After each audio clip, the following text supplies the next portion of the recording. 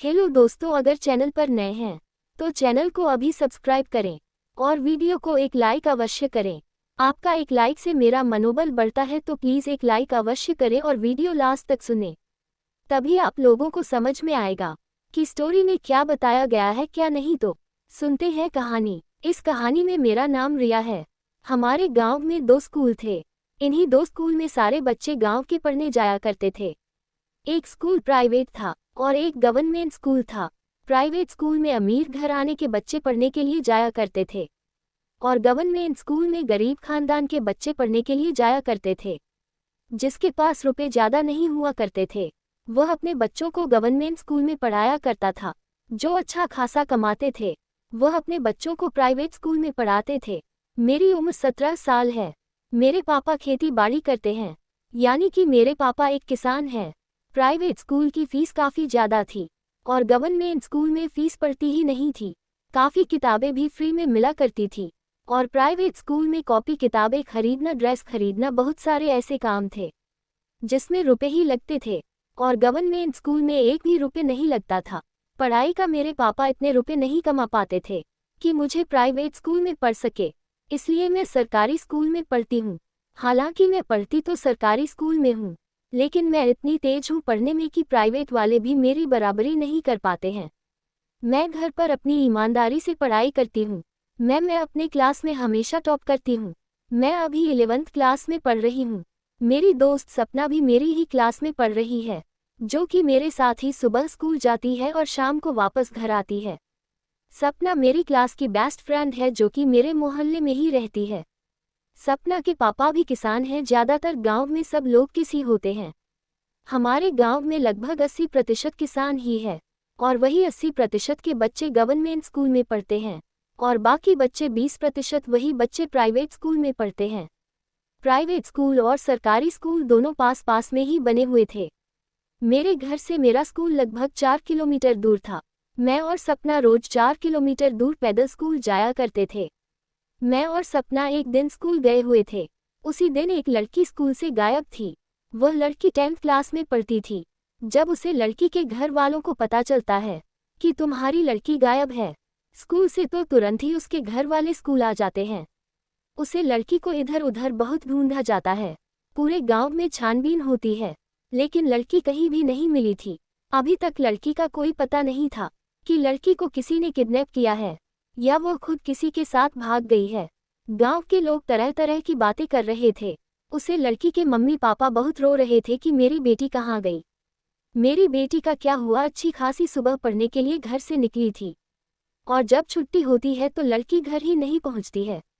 पूरा गांव उसे लड़की को ढूंढ रहा था, लेकिन वह लड़की कहीं भी नहीं मिलती है। हम लोगों के स्कूल की छुट्टी हो जाती है और हम लोग अपने घर आ जाते हैं। सपना मुझसे बोल रही थी, यार पहले कभी नहीं ऐसा हुआ, पता नहीं अचानक इस लड़की का क्या हुआ है। सपना बोल रही थी कि शायद वह लड़की किसी लड़के के साथ भाग गई है, किसी के साथ उसका अफेयर चल रहा होगा। मुझे भी ऐसा ही लग रहा था कि शायद वह किसी से प्यार करती होगी और उसी के साथ भाग गई है। हमारे स्कूल की छुट्टी हो जाती है और हम लोग घर आ जाते हैं। मेरे मम्मी पापा मुझे बहुत समझ रहे थे कि बेटी तुम कुछ गलत काम न करना, देखो आज उसे लड़की के मम्मी पापा कितने रो रहे हैं। ऐसा तुम कभी कम ना उठाना जिससे मेरी बेइज्जती हो और हम लोगों को तुम्हारी वजह से रोना पड़े। अभी तक लड़की का कोई पता नहीं चल पाया था। सबको यही लगता था कि उसका किसी के साथ अफेयर चल रहा होगा और उस लड़के के साथ वह भाग गई। सब लोगों का सोचा यही था, लेकिन उसके साथ क्या हुआ यह अभी तक किसी को नहीं पता था। उसे किसी ने किडनैप किया है या फिर वह किसी लड़के के साथ भाग गई है। यही 2 कारण हो सकते हैं। लड़की के गायब होने के। छुट्टी के 1 घंटा बचने के बाद एक लड़की और गायब हो जाती है।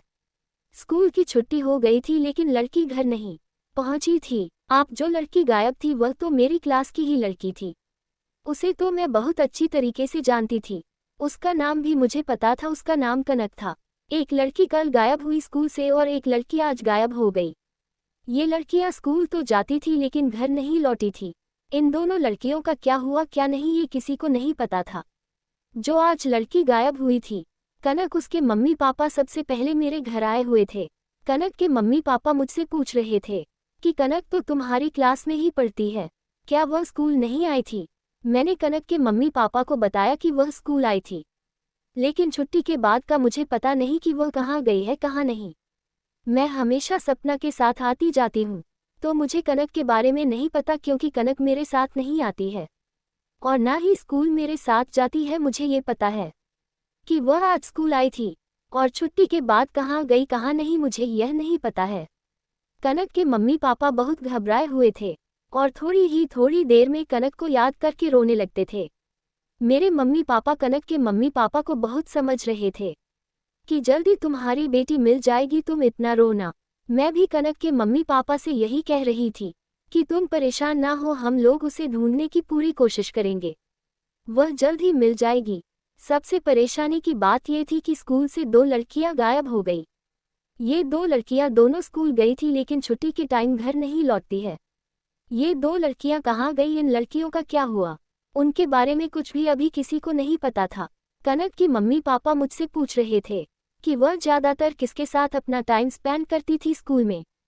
तो मैं उनकी मम्मी पापा से बताया कनक की एक दोस्त थी, कनक ज़्यादातर उसके साथ ही रहती थी और घर भी उसी के साथ आया करती थी और स्कूल भी उसी के साथ जाया करती थी। तुम्हें उसके घर जाकर के पूछना चाहिए। कनक जिसके साथ ज़्यादातर टाइम बिताती थी उसका नाम पारुल था। पारुल आगे वाली गली में रहती है, उसे जाकर के पूछ लो। कनक के मम्मी पापा तुरंत ही पारुल के घर जाते हैं। मैं और मेरे मम्मी पापा भी पारुल के घर जाते हैं। कनक के मम्मी पापा पारुल से पूछ रहे थे, कनक तो तुम्हारे साथ रोज स्कूल जाती है और साथ में ही तुम लोग स्कूल से आते हो, तो तुम घर आ गए लेकिन कनक तक स्कूल से घर नहीं आई। तो पारुल कनक के मम्मी पापा से बताने लगती है कि वह मेरे साथ ही स्कूल गई थी और जब छुट्टी हुई तो कनक मुझसे कहने लगी, तुम घर चलो, मैं अभी थोड़ी देर में आ जाऊंगी, मैं घर आ जाती हूँ। उसके बाद कनक कहाँ गई, उसका क्या हुआ मुझे नहीं पता। पारुल को भी नहीं पता था कि कनक कहाँ गई। सब लोग कनक के मम्मी पापा से कह रहे थे कि पुलिस वालों को तुम ये खबर बता दो।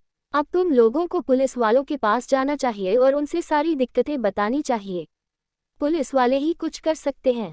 तो कनक की मम्मी पापा तुरंत ही पुलिस स्टेशन पहुंचते हैं और कनक के बारे में पुलिस वालों को बताते हैं कि मेरी बेटी स्कूल गई थी, सुबह मुझे छुट्टी हो जाती है तो मेरी बेटी घर नहीं पहुंचती है, पता नहीं क्या हुआ है। उसके साथ तो पुलिस वाले कह रहे थे, तुम टेंशन ना लो, हम लोग पूरी कोशिश करेंगे तुम्हारी बेटी को ढूंढने में। पूरा दिन उसके मम्मी पापा और पुलिस वाले कामत को ढूंढते हैं लेकिन कनक का कहीं कुछ पता नहीं चल रहा था। पुलिस वालों ने कंप्लेंट तो लिख ली थी लेकिन पुलिस वाले अच्छी तरीके से छानबीन नहीं कर रहे थे क्योंकि जो लड़की गायब थी वह गरीब परिवार से बिलोंग करती थी। अगर इसी जगह पर कोई आमिर की बेटी होती तो पुलिस वाले उसकी अच्छी तरह से छानबीन करते। गवर्नमेंट स्कूल की 2 लड़कियां गायब थी लेकिन पुलिस वालों को इससे कोई फर्क नहीं पड़ रहा था। कनक की मम्मी पापा पुलिस वालों से कंप्लेंट करके घर आ जाते हैं। कनक के मम्मी पापा की हेल्थ बहुत खराब थी, वह बार बार रो रहे थे। मैंने कनक के मम्मी पापा को पूरी तरह से संभालने की कोशिश की लेकिन वह संभालने के लिए राजी नहीं थे। कनक की मम्मी पापा कह रहे थे, मुझे मेरी बेटी से मिला दो और कुछ मुझे नहीं चाहिए। मेरी बेटी पता नहीं कहाँ है, की हालत में है, मुझे बहुत टेंशन हो रही है मेरी बेटी की। मुझे कनक की मम्मी पापा पर बहुत तरस आ रहा था लेकिन अब मैं भी क्या कर सकती थी। ढूंढ तो मैं भी रही थी लेकिन कनक का कहीं पता ही नहीं चल रहा था। कनक के मम्मी पापा अपने घर जा चुके थे, मैं और मेरी मम्मी पापा अपने घर आ गए थे। थोड़ी देर बाद मेरी दोस्त सपना मेरे घर आती है। मैंने सपना से पूछा, क्या हुआ सपना, इस टाइम तुम यहाँ, कोई बात है क्या? तो सपना कहने लगी, मैं तुमसे एक बात बताने आई हूँ। मैंने कहा, हाँ बताओ क्या बात है। तो सपना मुझसे कहने लगी, मेरे मम्मी पापा मुझसे कह रहे हैं अब तुम स्कूल नहीं जाओगी, हम लोगों के थोड़े ही दिन बाद एग्जाम है, अगर मैं इस टाइम स्कूल नहीं गई तो मैं फेल हो जाऊंगी। मैंने अपने मम्मी पापा को बहुत समझाया लेकिन वह समझने के लिए राजी नहीं है। उनका कहना है कि तुम अब स्कूल नहीं जाओगी, लेकिन तुम्हारे मम्मी पापा स्कूल क्यों नहीं जाने दे रही, इसकी क्या वजह है? तो सपना कहने लगी, इसकी वजह यह है कि 2 लड़कियां गवर्नमेंट स्कूल से गायब हैं। तो मेरे मम्मी पापा इसी बात से डरे हुए हैं कि मेरे साथ कुछ गलत ना हो जाए, इसीलिए मेरे मम्मी पापा मुझे स्कूल जाने से मना कर रहे हैं। मैं क्या करूं क्या नहीं, मुझे कुछ भी समझ नहीं आ रहा है। मैंने अपने मम्मी पापा को बहुत समझाया लेकिन वह समझने के लिए तैयार नहीं है।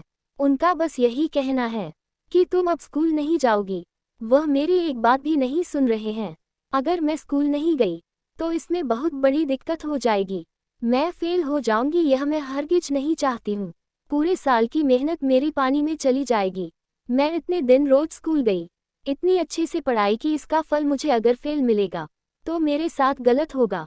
तो मैंने सपना से कहा ठीक है, मैं तुम्हारे मम्मी पापा से बात करूंगी और उन्हें मनाने की कोशिश करूंगी। तो सपना कहने लगी, हाँ तुम मेरे मम्मी पापा को अगर मना लो तो बहुत अच्छा होगा। काफ़ी रात हो गई थी, सपना रात में ही मुझसे बात करने के लिए आई थी। तो मैंने सपना से कहा तुम अपने घर पर बात कर आई हो ना कि मैं कहाँ जा रही हूँ। कहा नहीं, वरना तुम्हारे मम्मी पापा को टेंशन हो। तो सपना कहने लगी हाँ, मैं अपने घर पर बात करके आई हूँ कि मैं अपनी दोस्त के घर जा रही हूँ। थोड़ी देर बाद आ जाऊंगी, लेकिन काफ़ी रात हो गई थी। तो मैंने सपना से कहा अब तुम्हें चलना चाहिए क्योंकि काफ़ी रात हो गई है। तो सपना कहने लगी हाँ अब मुझे चलना चाहिए। और सपना कहती है ठीक है मैं चल रही हूँ। मैंने चलते समय उससे कहा ठीक है, मैं सुबह तुम्हारे घर आऊँगी तुम्हें मम्मी पापा से बात करने के लिए। जिस टाइम स्कूल चलते हैं इस टाइम में तुम्हारे घर आऊँगी और तुमसे कहूँगी चलो स्कूल। अगर तुम्हारे मम्मी पापा ने कुछ मुझसे कहा तो मैं उन्हें समझाने की कोशिश करूँगी। सपना कहने लगी ठीक है मैं अब घर चल रही हूँ। सपना अपने घर चली जाती है। सब लोगों की मम्मी पापा के अंदर डर बैठ गया था। अभी तक मेरे मम्मी पापा ने स्कूल जाने से मुझे नहीं मना किया था। मुझे भी ऐसा लग रहा था अगर एक दो किस्से और हुए तो मेरे मम्मी पापा भी मुझे स्कूल जाने से मना करने लगेंगे। और जब सुबह होता है स्कूल का टाइम तो मैं घर से निकलती हूँ तो मेरे मम्मी पापा कह रहे थे अच्छे से जाना और साथ में ही सबके लौटना। तुम्हारे साथ में सपना जाती है उसके साथ ही रहना। मैं अपनी मम्मी पापा से कहा ठीक है, मैं सपना के ही घर जा रही हूँ उसे बुलाने के लिए। मैं अपने घर से सपना के घर आ जाती हूँ और सपना से मैं कहने लगती हूँ तुम तैयार नहीं हुई अभी तक, क्या हुआ? तो उसके मम्मी पापा कहने लगी सपना आज से स्कूल नहीं जाएगी। तो मैं उनके मम्मी पापा से कहा क्यों नहीं स्कूल जाएगी? तो उनके मम्मी पापा मुझसे कहते हैं इतने सारे हादसे से हो रहे हैं, रोज कोई ना कोई लड़की स्कूल से गायब हो रही है। मुझे अपनी बेटी की बहुत परवाह है, इसलिए मैं उसे स्कूल नहीं जाने दूंगी अब। मैंने सपना की मम्मी पापा को बहुत समझाया लेकिन वह मेरी बातें नहीं समझ रहे थे। तो मैं सपना के मम्मी पापा से कहा देखो कनक 1 साल से पढ़ाई कर रही है और बहुत मेहनत पढ़ाई में कर रही है, उसके पूरे साल की मेहनत बेकार जाएगी अगर वह इस टाइम स्कूल नहीं गई, क्योंकि थोड़ी ही दिन बाद हम लोगों के एग्जाम हैं। इस टाइम अगर हम लोग स्कूल नहीं गए तो कनक फेल हो जाएगी। क्या तुम ये चाहती हो कि सपना स्कूल में फेल हो जाए? और वैसे भी सपना के साथ हमेशा मैं रहती हूँ और सपना मेरे साथ रहती है, ऐसे 2 लोग साथ में बने रहते हैं तो हम लोगों को ऐसी कोई दिक्कत नहीं है। साथ में ही स्कूल जाते हैं, साथ में ही स्कूल से आते हैं। मैंने सपना के मम्मी पापा से कहा सपना को स्कूल जाने दो। जब मैं सपना के मम्मी पापा से बहुत रिक्वेस्ट की तो सपना के मम्मी पापा मान जाते हैं सपना को स्कूल जाने के लिए। तो मैं सपना से कहा अब जल्दी से स्कूल के लिए तैयार हो जाओ, तुम्हारे मम्मी पापा मान गए हैं क्योंकि काफ़ी टाइम हो गया है, ऐसे लेट भी हो जाओगी। कनक तुरंत ही तैयार हो जाती है स्कूल के लिए। मैं और सपना स्कूल के लिए चल देते हैं। स्कूल पहुंचने के बाद मुझे लेट हो गया था तो मेरी मैं मुझे और सपना से सवाल कर रही थी इतना लेट क्यों हो गया। फिर मैं अपनी मैं को पूरी बात बताई तो मैंने कहा ठीक है बैठ जाओ आकर के। मेरी मैम ने मुझे और सपना को बाहर ही खड़ा कर दिया था लेकिन उनसे जब मैं सारी बातें बताएं तो मैं को समझ आया। फिर उन्होंने क्लास के अंदर मुझे और सपना को बुला लिया।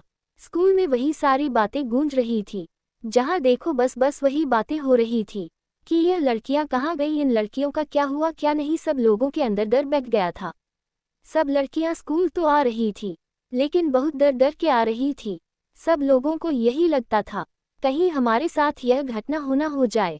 पूरे स्कूल का माहौल बदल गया था, जैसे पहले सब लोग खेलते कूदते थे वैसे बिल्कुल भी नहीं हो रहा था। सब लोग शांत अपने क्लास में ही बैठे रहते थे।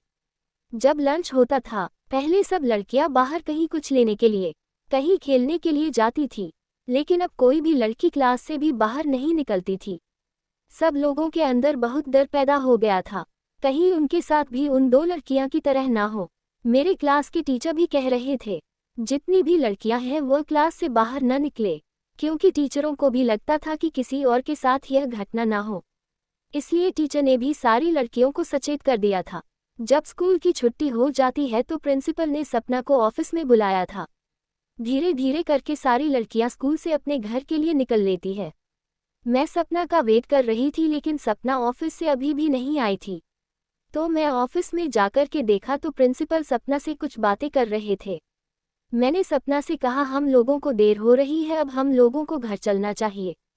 तो प्रिंसिपल मुझसे कहने लगा सपना भी आ जाएगी, तुम घर जाओ। सपना को थोड़ा सा काम है, वह बाद में आ जाएगी। अपना भी मुझसे कहने लगती है कि तुम जाओ, मैं अभी आ जाऊंगी। मैंने सपना से कहा ठीक है, मैं जा रही हूँ और मैं घर आ जाती हूँ। मैं अपने घर आ गई थी लेकिन सपना आज मेरे साथ घर नहीं आई थी। लगभग 1 घंटा भी जाता है, सपना के मम्मी पापा मेरे घर आ गए थे। सपना के मम्मी पापा मुझसे कह रहे थे अभी तक सपना घर नहीं आए और तुम घर में ही बैठी हो। मैंने सपना के मम्मी पापा से कहा अभी तक सपना घर ही नहीं आए है, उसे तो बहुत टाइम हो गया है, अब तक तो उसे घर आ जाना चाहिए। इतना कहते ही सपना की मम्मी पापा बहुत घबरा जाते हैं। सपना की मम्मी पापा कह रहे थे मैंने कहा था ना कि सपना को अपने साथ ही ले जाना और स्कूल से साथ में ही घर आना। मैंने सपना के मम्मी पापा से कहा सपना को प्रिंसिपल ने रोक लिया था। प्रिंसिपल कह रहे थे कि वह बाद में आ जाएगी, तुम घर जो उन्होंने ही मुझे घर भेज दिया था। और सपना भी मुझसे कह रही थी तुम घर जाओ, मैं अभी आ जाऊंगी। प्रिंसिपल को सपना से कुछ काम था, इसलिए उन्होंने अपने ऑफिस में सपना को बुलाया था। जब प्रिंसिपल मुझे जाने को कहते हैं तो मैं अपने घर आ जाती हूँ। प्रिंसिपल ने ही मुझसे कहा था कि तुम घर जाओ, सपना बाद में आ जाएगी। सपना के मम्मी पापा तुरंत ही स्कूल की तरफ भागते हुए जाते हैं। हम लोग भी सपना के मम्मी पापा के पीछे पीछे दौड़ते जाते हैं। स्कूल में पहुंच जाने के बाद स्कूल में कोई नहीं था, स्कूल में ताला लगा हुआ था।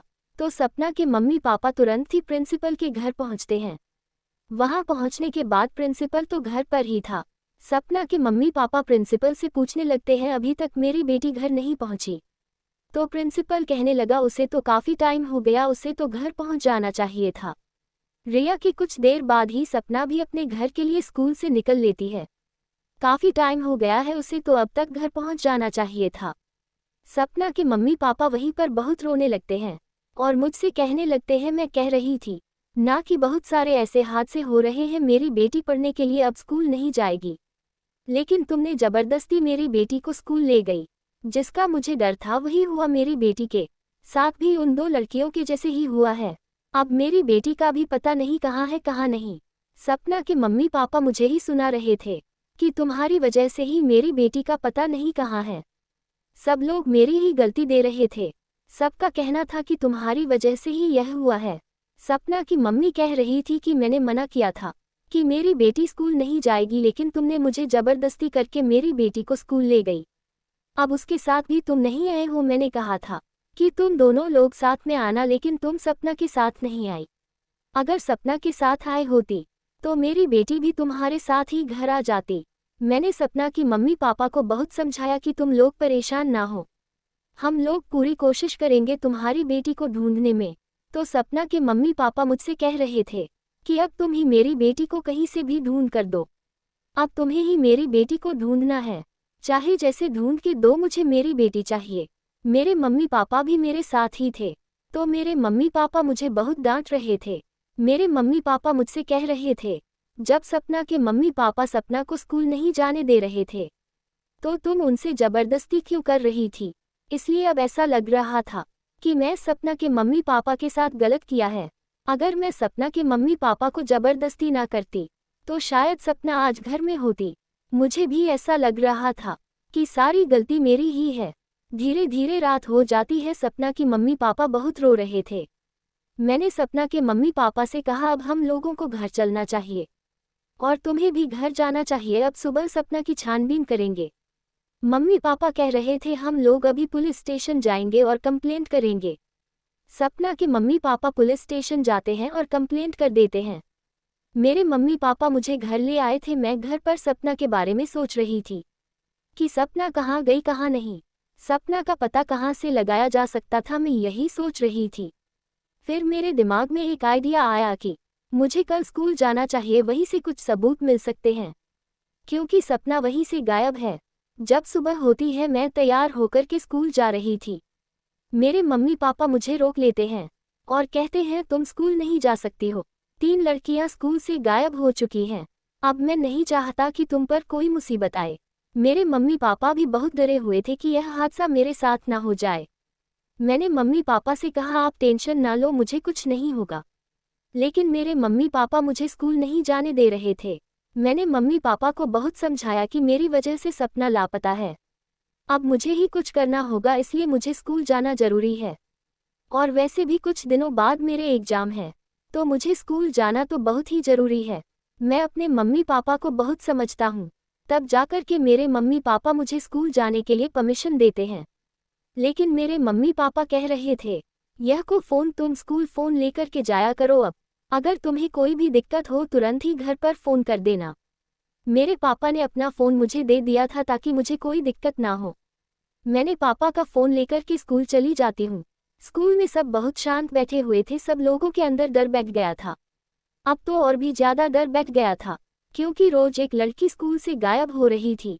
3 लड़कियां 3 दिनों में गायब हो गई थी। आज पता नहीं किसका नंबर है गायब होने का, क्योंकि रोज एक लड़की गायब हो रही है, तो आज भी कोई लड़की गायब ही होगी। जब लंच होता है तो लड़कियां रूम में ही बैठी रहती हैं और लंच खत्म हो जाता है। ऐसा लग रहा था कि लंच हुआ ही नहीं है। सब लोग खामोश क्लास में बैठे हुए थे। सब लोग अजीब अजीब तरह की बातें कर रहे थे, कोई कुछ कह रहा था तो कोई कुछ। कुछ लोग कह रहे थे कि यह लड़कियां लड़कों के चक्कर में भाग है, तो कोई कह रहा था कि इन्हें कोई किडनैप कर लिया है। लेकिन सच क्या था अभी किसी को नहीं पता था। जब छुट्टी होती है तो प्रिंसिपल मुझे अपने ऑफिस में बुलाते हैं। प्रिंसिपल के बुलाने पर मैं उनके ऑफिस में जाती हूँ और प्रिंसिपल से कहती हूँ, क्या हुआ, आपने मुझे बुलाया है? तो प्रिंसिपल कहने लगे, हाँ मैंने तुम्हें बुलाया है। प्रिंसिपल मुझसे कहता है, तुम थोड़ी देर रुको, मुझे तुमसे कुछ काम है। मैं सीट पर बैठ जाती हूँ। प्रिंसिपल इधर उधर काम कर रहा था, इधर उधर कागज संभाल रहा था। मैं प्रिंसिपल से कहा, जल्दी बताओ क्या काम है, सारे बच्चे स्कूल से जा चुके हैं, मुझे भी घर जाना है, मेरे मम्मी पापा मेरा वेट कर रहे होंगे। तो प्रिंसिपल कहने लगा, थोड़ी देर रुक जाओ, मैं आती होगी, उन्हें ही कुछ काम है। तुम्हारी जो क्लास टीचर है उन्हें ही तुमसे कुछ बात करनी है। तो मैं प्रिंसिपल से कहा, तो क्लास टीचर कहाँ गई है? तो प्रिंसिपल कहने लगा, यही कहीं होगी, आ रहे होगी, तुम थोड़ी देर वेट करो, आ जाएंगी। काफ़ी टाइम हो गया था, सारे बच्चे स्कूल से चले गए थे, अकेली मैं ही स्कूल में बैठी थी प्रिंसिपल के साथ। मैं प्रिंसिपल से कहा, अब मैं घर जा रही हूँ, मेरे मम्मी पापा परेशान हो रहे होंगे, अब जो बात करनी है कल बात कर लेंगे। मैं उठकर के ऑफिस से जाने लगती हूँ, जब तक पीछे से मुझे प्रिंसिपल पकड़ लेते हैं। मैं प्रिंसिपल से कहा, आप मेरे साथ यह क्या कर रहे हो, मैं अभी चिल्ला दूंगी। प्रिंसिपल मुझसे कहने लगा, थोड़ी देर रुको, मैं आती होगी। मैं प्रिंसिपल से कहा, लेकिन तुम्हें मुझे ऐसे पकड़ने की इजाज़त किसने दी? मुझे प्रिंसिपल पर डाउट हो रहा था। मैं तुरंत ही उसका हाथ छोटा कर भागने की कोशिश करती हूँ, लेकिन फिर से प्रिंसिपल मुझे पकड़ लेता है। प्रिंसिपल ने मुझे पकड़ कर के ऑफिस में गिरा दिया था और उसने ऑफिस का गेट बंद कर दिया था ताकि मैं बाहर न निकाल पाऊँ। मैं बहुत तेज तेज चिल्लाने लगती हूँ, लेकिन मेरी आवाज़ किसी को बाहर नहीं सुनाई दे रही थी। मैं प्रिंसिपल के आगे बहुत हाथ पैर जोड़ और मैं प्रिंसिपल से कह रही थी कि मुझे घर जाने दो, मेरे मम्मी पापा मेरा वेट कर रहे होंगे।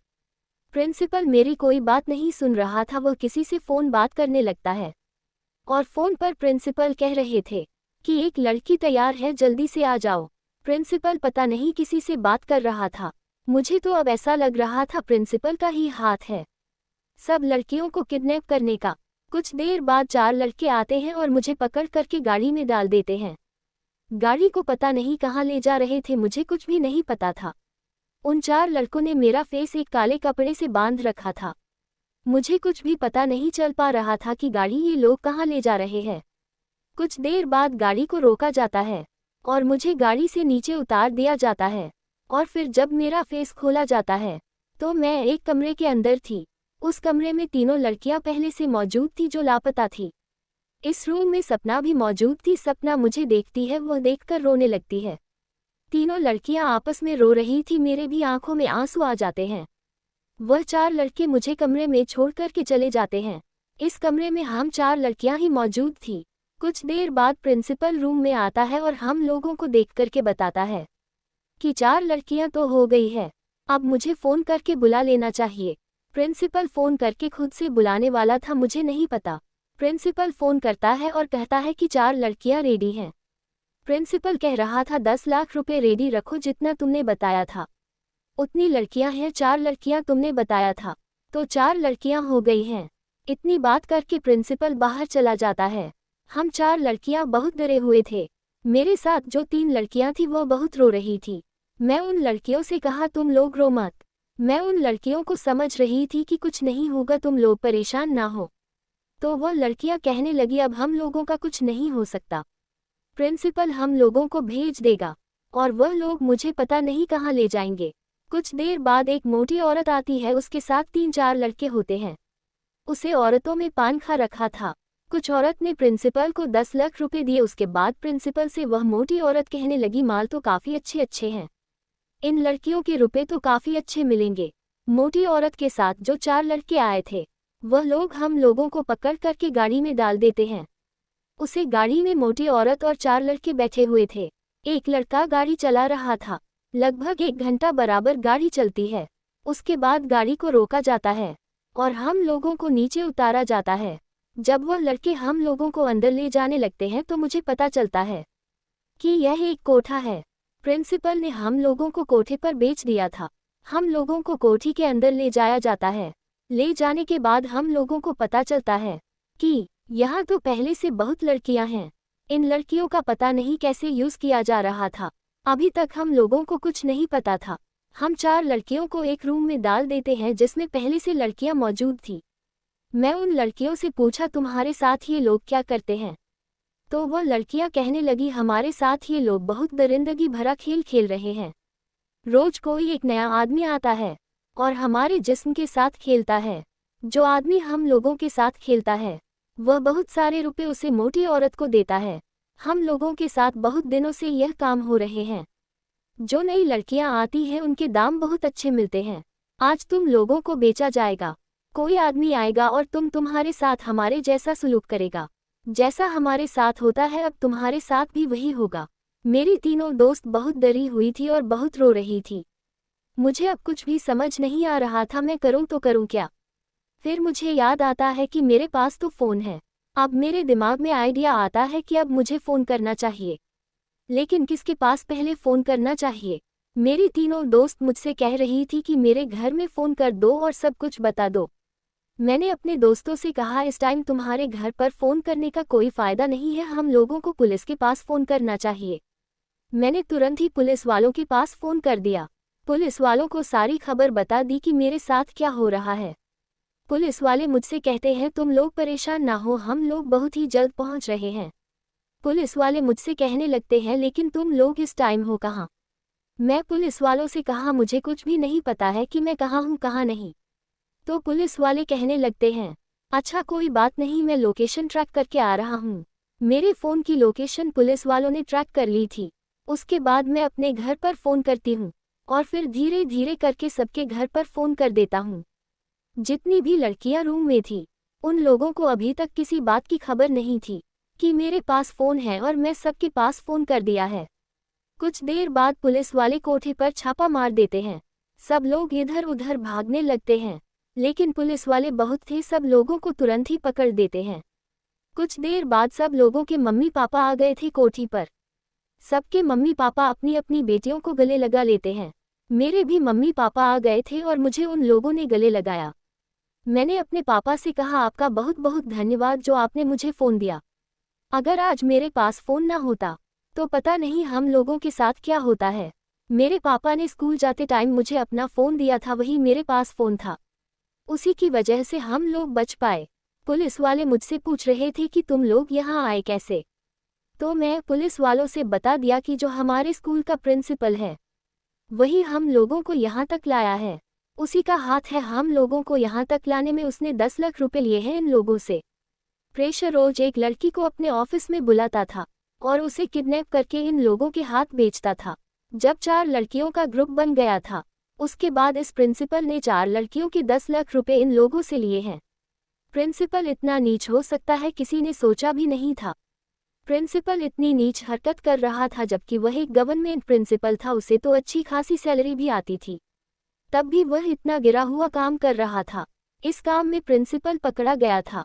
पुलिस वाले हम लोगों से पूछ रहे थे कि प्रिंसिपल का घर कहाँ है, हम लोगों को प्रिंसिपल के घर ले चलो।